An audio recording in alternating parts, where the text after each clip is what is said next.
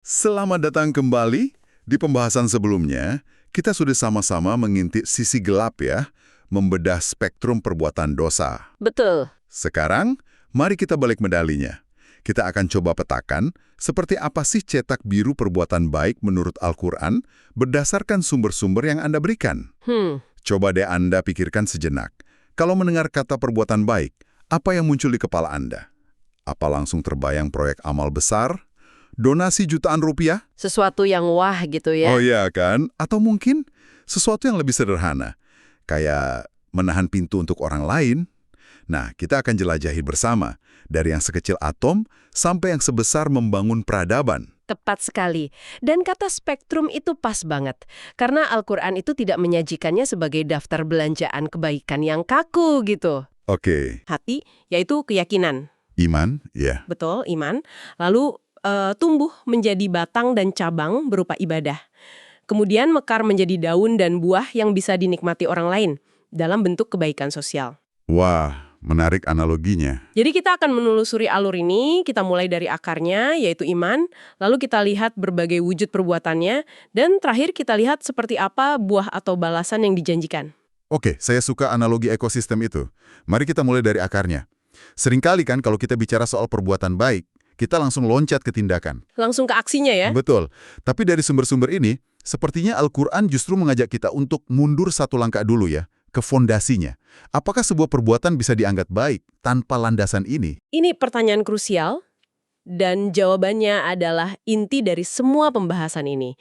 Dalam Al-Quran, frasa amal soleh atau perbuatan baik itu hampir selalu bergandengan tangan dengan kata iman. Selalu berpasangan ya? Selalu. Mereka itu pasangan yang tidak terpisahkan. Sebuah perbuatan, sebagus apapun kelihatannya di permukaan, baru akan memiliki bobot spiritual dan disebut amal soleh jika ia tumbuh dari pohon keimanan. Oke.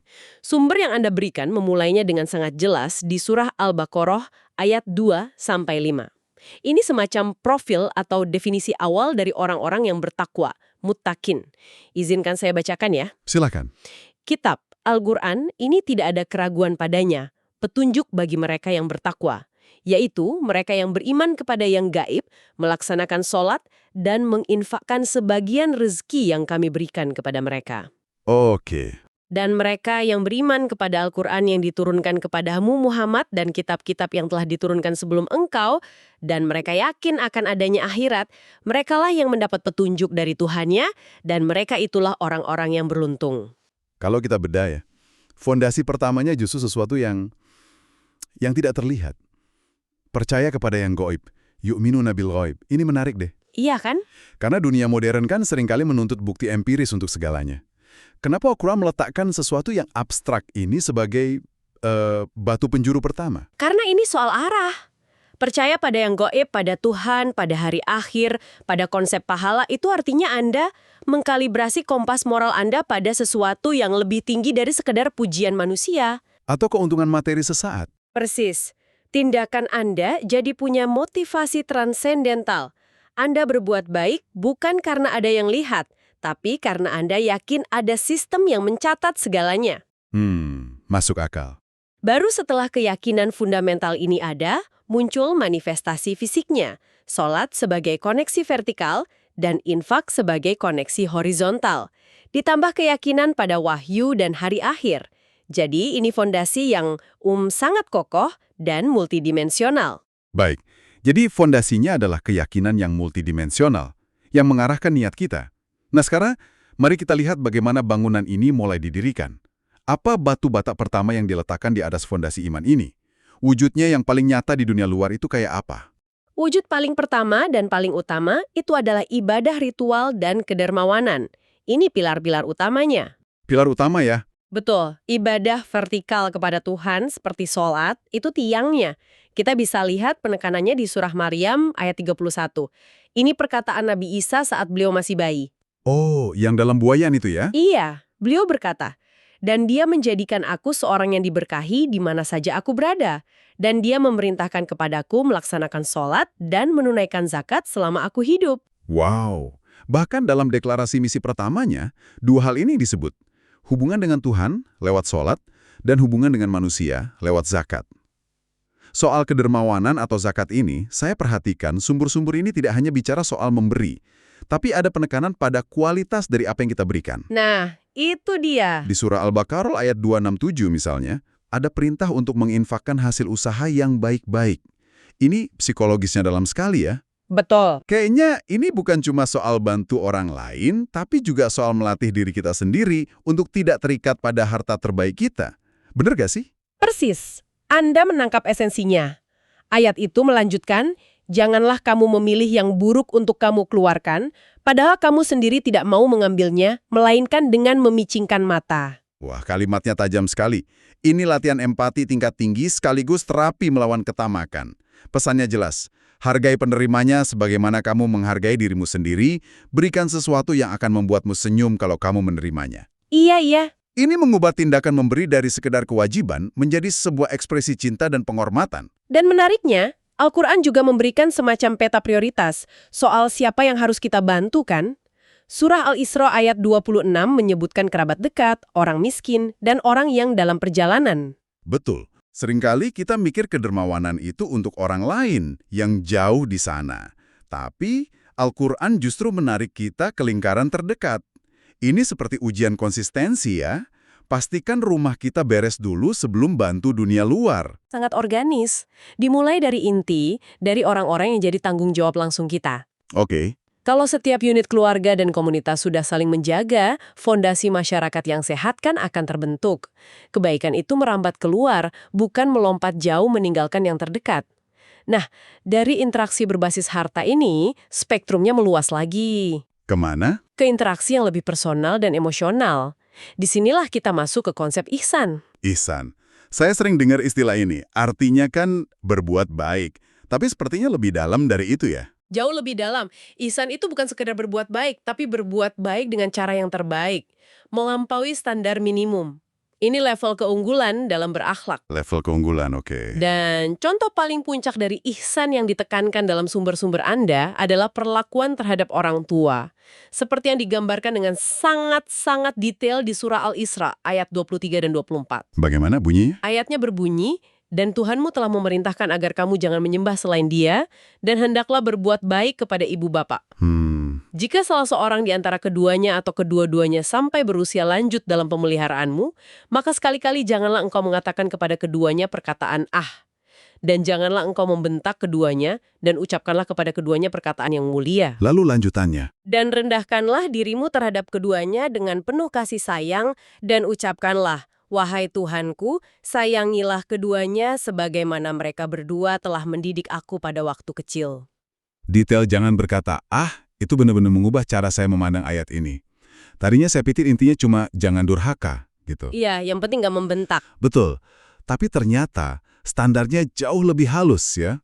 Sampai ke level kekesalan sekecil apapun yang mungkin cuma terlintas di benak dan keluar sebagai desahan singkat. Benar.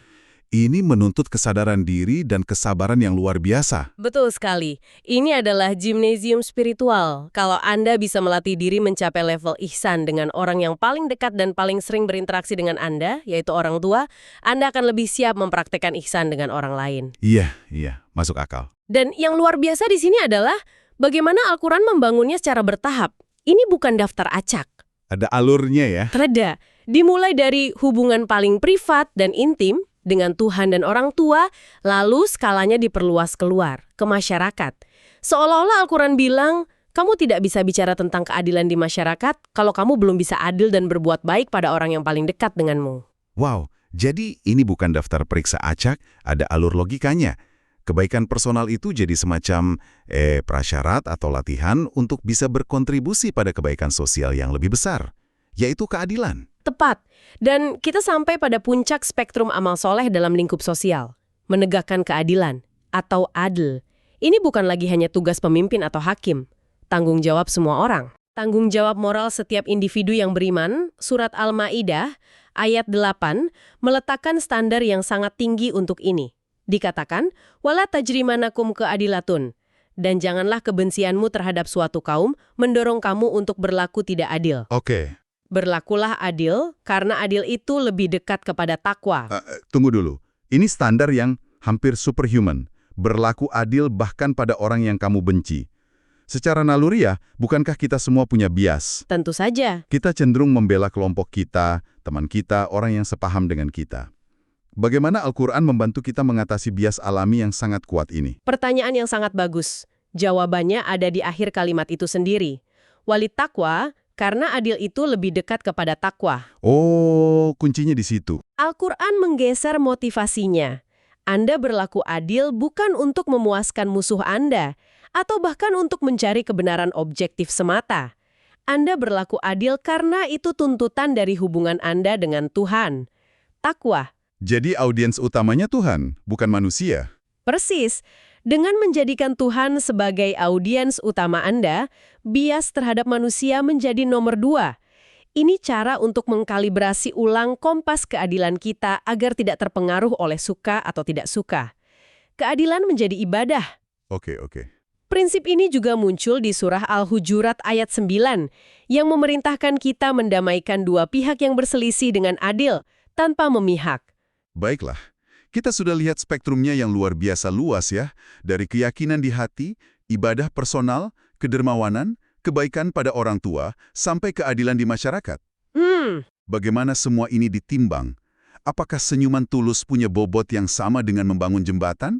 Apakah perbuatan kecil yang tidak dilihat siapapun itu ada artinya? Ini pertanyaan yang membawa kita ke salah satu pesan Al-Quran yang paling memberi harapan.